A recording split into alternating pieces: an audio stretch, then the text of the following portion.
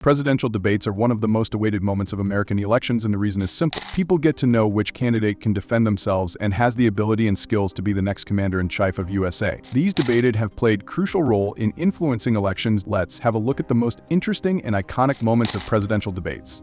Kennedy appeared confident, relaxed, and well-prepared, while Nixon seemed eager, perhaps too eager, to win the election. Spoiler alert, Kennedy took the victory. Which I've discussed tonight.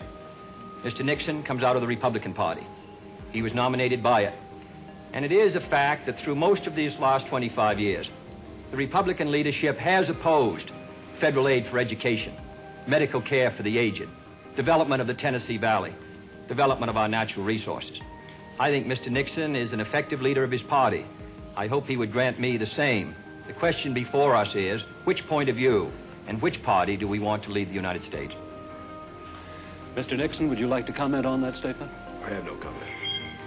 Ford sparked controversy by declaring there was no Soviet presence in Eastern Europe. He later clarified, claiming he was referring to the indomitable spirit of the people, not the military. Democrat Jimmy Carter ending up securing White House.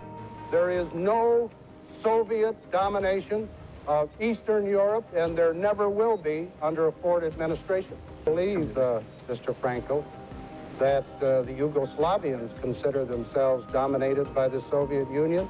I don't believe that the Romanians consider themselves dominated by the Soviet Union. I don't believe that the Poles consider themselves dominated by the Soviet Union. Each of those countries is independent, autonomous. It has its own territorial integrity. And the United States does not concede that those countries are under the domination of the Soviet Union. At 73, Reagan turned the tables with a witty response about his age, proving that experience and charm can outshine youth. President Ronald Reagan secured another term at Oval Office.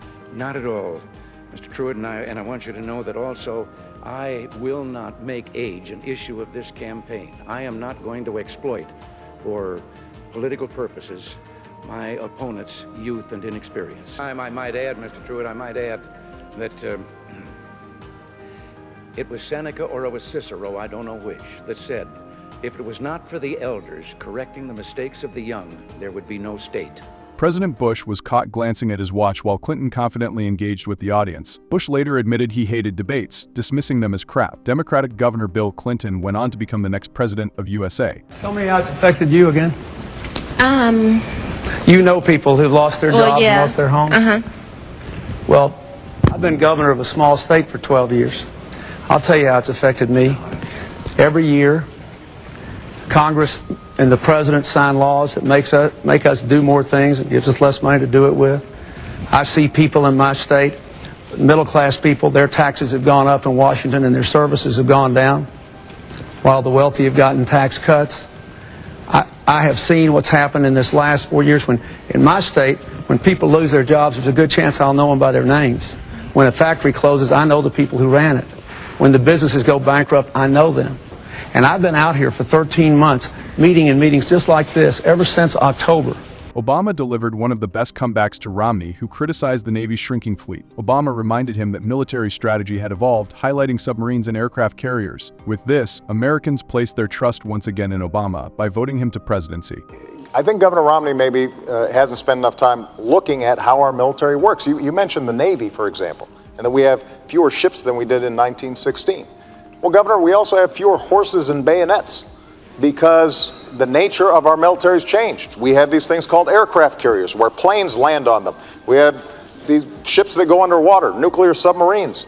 And so the question is not a game of battleship where we're counting ships. It's what are our capabilities? And so when I sit down with the Secretary of the Navy and the Joint Chiefs of Staff, we determine how are we going to be best able to meet all of our defense needs in a way that also keeps faith with our troops, that also makes sure that our veterans have the kind of support that they need when they come home. And that is not reflected in the kind of budget that you're putting forward. Trump's sharp retort to Hillary Clinton remains one of the most memorable moments of their fiery exchanges. It was a bad day for Hillary, the one that costed her the dream of White House.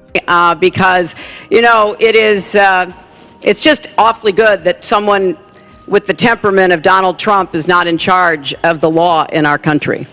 Because you'd be in jail. Secretary Clinton.